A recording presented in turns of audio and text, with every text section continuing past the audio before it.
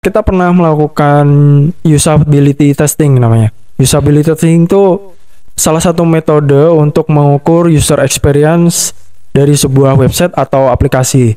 Jadi ketika kita sudah membuat desain, kemudian kita buat prototipenya, kita terjun ke lapangan untuk melakukan usability testing kepada real user.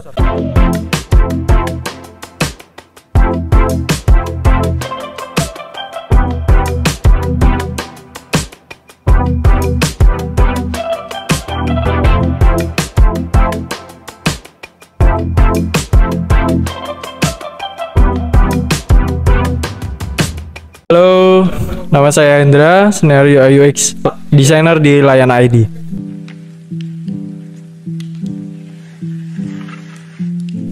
Klien sebenarnya harus memahami ya apa itu ya UX, dan terutama ketika mereka akan membuat aplikasi, mereka harus paham fitur apa yang akan mereka hadirkan di aplikasi mereka. Nah, atas dasar tersebut makanya kita akan menghadirkan UI UX. Di situ akan kita paparkan bagaimana desain aplikasi yang akan mereka buat, kemudian prototipenya bagaimana ketika nanti aplikasi jadi. Jadi sangat penting untuk klien memahami apa itu UI UX sebelum mereka membuat produk aplikasi mereka, baik itu website maupun aplikasi itu sendiri.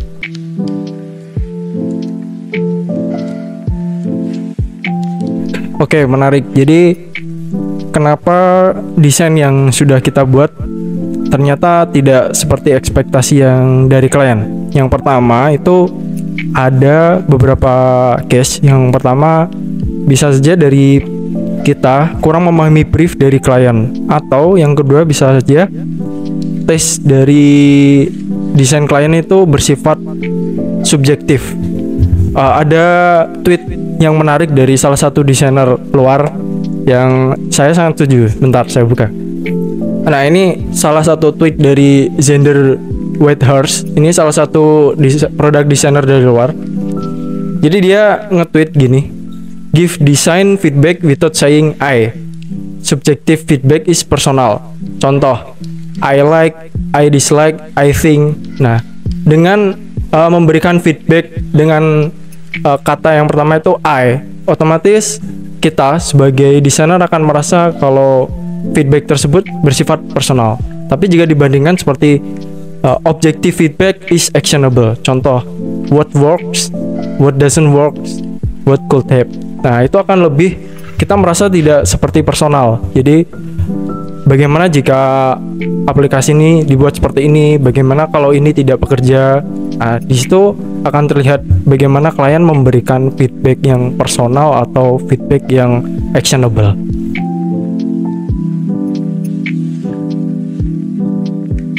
Kalau yang personal, nanti kita akan memberikan edukasi ke klien. Jadi alangkah lebih baiknya desain ini akan dibuat seperti ini, karena nanti dapat mengatasi solusi atau masalah yang klien brief ke kita pada waktu awal.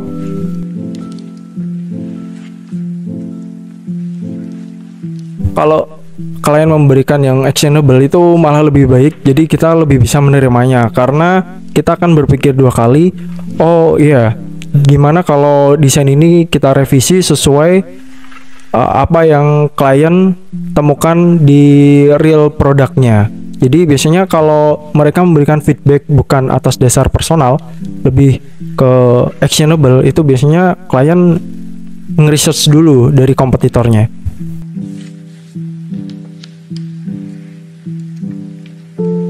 Oke, dulu pernah bikin UI design tuh dari salah satu perusahaan besar, dan SGM. Itu memang cukup rumit karena desainnya ditujukan lebih ke teknisi. Jadi fungsionalitasnya itu lebih rumit karena di situ banyak logik dan perhitungan, sehingga dalam membuat desain itu harus sesuai dengan rumus-rumus yang sudah ada, karena di situ kan nanti desainnya akan diterapkan di teknisi yang melakukan kalibrasi mesin. Nah, ketika melakukan kalibrasi mesin itu mereka sudah memiliki standar khusus untuk bagaimana mereka melakukan kalibrasi pada mesin. Nah, salah satunya project tersebut yang cukup rumit dan cukup sulit untuk dipahami. Jadi perlu banyak waktu untuk mempelajarinya.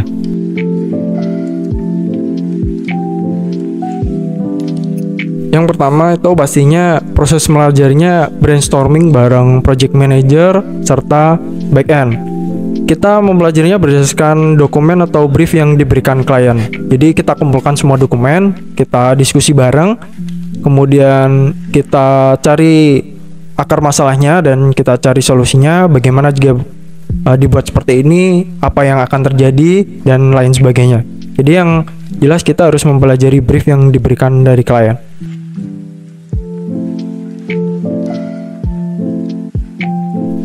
Kalau pengalaman desain yang banyak direvisi klien itu salah satunya dari klien layanan ID yang dari luar negeri. Nah, di situ banyak sekali feedback dan pengerjaannya hampir 6 bulan atau malah 6 bulan. Jadi setengah tahun hanya berkutat di revisi desain. Nah, di situ entah dari stakeholdernya klien yang ada perbedaan pendapat atau mungkin dari brief yang kurang jelas. Jadi kurang lebih pengerjaan desain tuh selama 6 bulan hanya berkutat di revisi perputaran itu saja.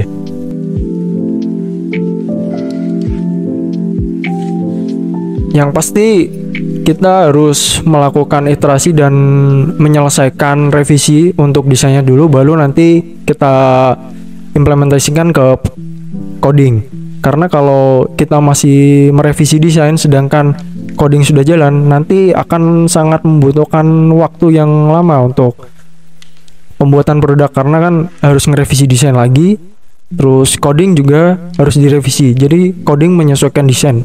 Jadi akan berjalan lebih lama, 2 kali tahap.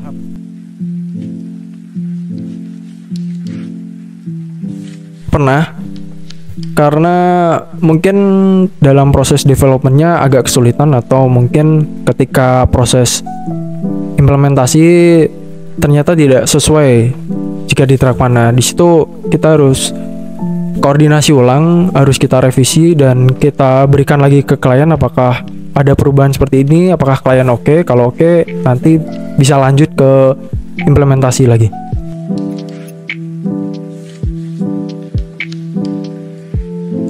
Kalau referensi UI UX yang pertama itu saya ambil dari real apps atau real website yang sudah live.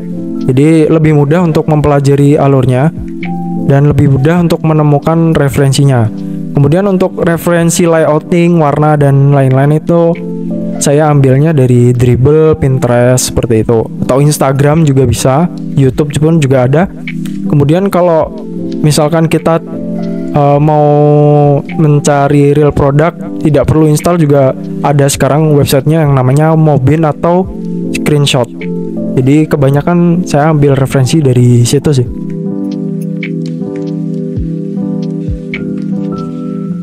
Kalau tren sekarang mulai menarik ya, karena ada jaringan 5G, kemudian kita lihat ada 3D design, 4D design juga. Kemudian ada tren dark mode-nya sekarang lebih ke cosmic atau kayak vibes-nya tuh seperti ruang angkasa. Terus yang timeless itu kayak trend design yang neat, simple, clean. Nah, itu timeless, jadi tidak akan termakan zaman. Jadi untuk sekarang trend desain yang masih saya gunakan adalah yang simple, neat, seperti itu. Jadi kalau misal yang aneh-aneh, ada transisi aneh-aneh, motion, sekarang kan banyak website yang motionnya itu wah macam-macam. Jadi mungkin dalam proses development agak sulit. Jadi terutama desain yang tetap saya gunakan itu yang simple, clean, neat.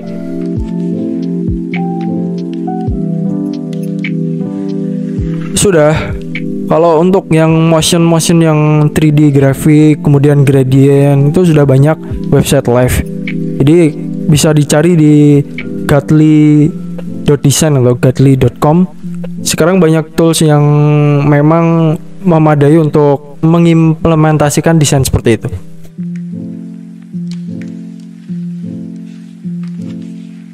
Kita bisa menerima order untuk desain saja, jadi tidak hanya full aplikasi, kita juga bisa menerima desain dari klien.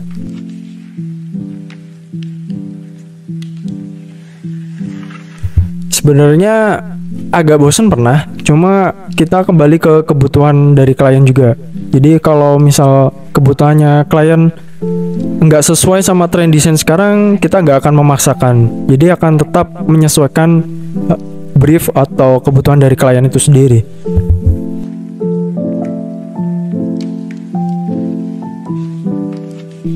Beberapa part pernah, karena memang mungkin saya dari sisi saya sebagai desainer salah memahami brief ataupun memang sulit untuk diterapkan oleh developer. Jadi beberapa kali ketika mendapat project pernah merasa seperti itu.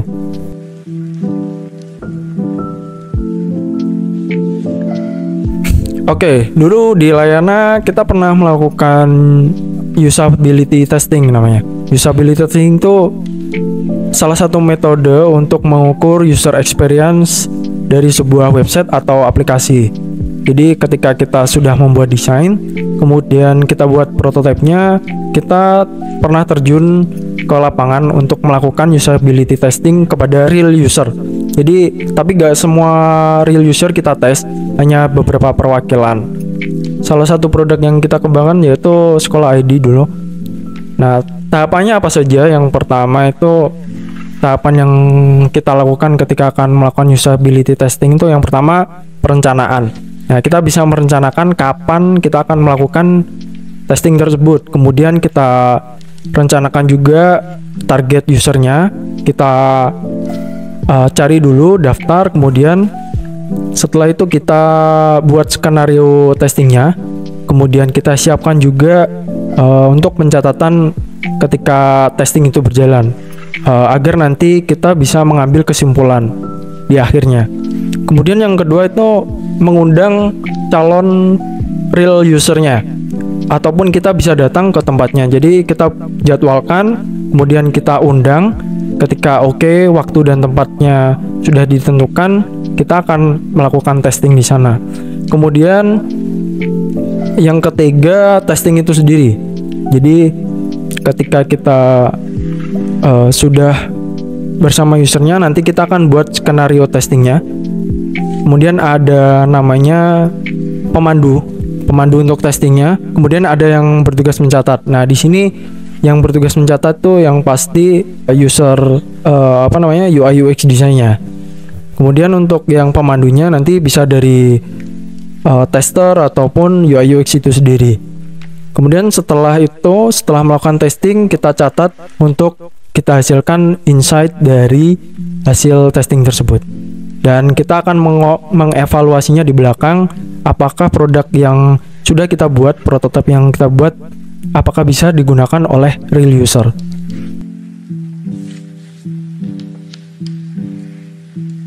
Ada dua waktu yang tepat untuk melakukan riset. Yang pertama, ketika kita akan mengembangkan sebuah produk, baik itu website ataupun mobile app. Jadi yang pertama, yang sebelum kita lakukan user research. Nah, user research ini kita cari calon pengguna aplikasi kita. Kita targetkan jika kita membuat aplikasi yang mungkin untuk range mereka yang remaja, mungkin di umur 17 ke 25, ataupun orang-orang tua mungkin berumur 35 tahun ke atas. Nah, kita riset dulu calon user kita.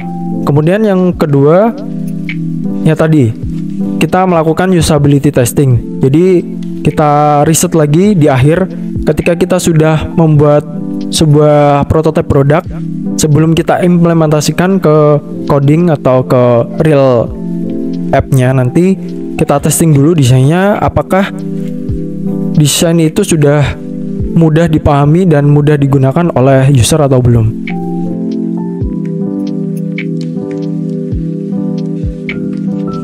Oke, untuk feedback dari klien yang sudah pesan aplikasi dan website dari Layana, mayoritas mereka menyukai desain dari website dan aplikasi Layana karena kita memang kooperatif dengan para klien dan kita membuat sebuah desain sesuai ekspektasi yang klien akan berikan untuk aplikasi mereka. Jadi overall klien kebanyakan suka dengan desain dari Layana.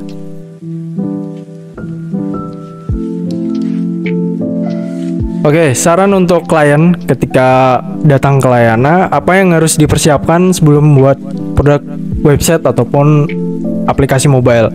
Yang pertama, mereka harus riset market, kemudian riset kompetitor, kemudian persiapkan kebutuhan kalian. Yang pertama, mungkin kebutuhan atas dasar apa kalian membuat aplikasi, bisnisnya apa, kemudian ruang lingkup bisnisnya, siapa yang akan menggunakan, masalahnya apa. Setelah itu persiapkan juga dokumentasi, seperti mungkin kalau ada dokumentasi terkait produk yang akan dibuat atau bisnis yang akan dibuat.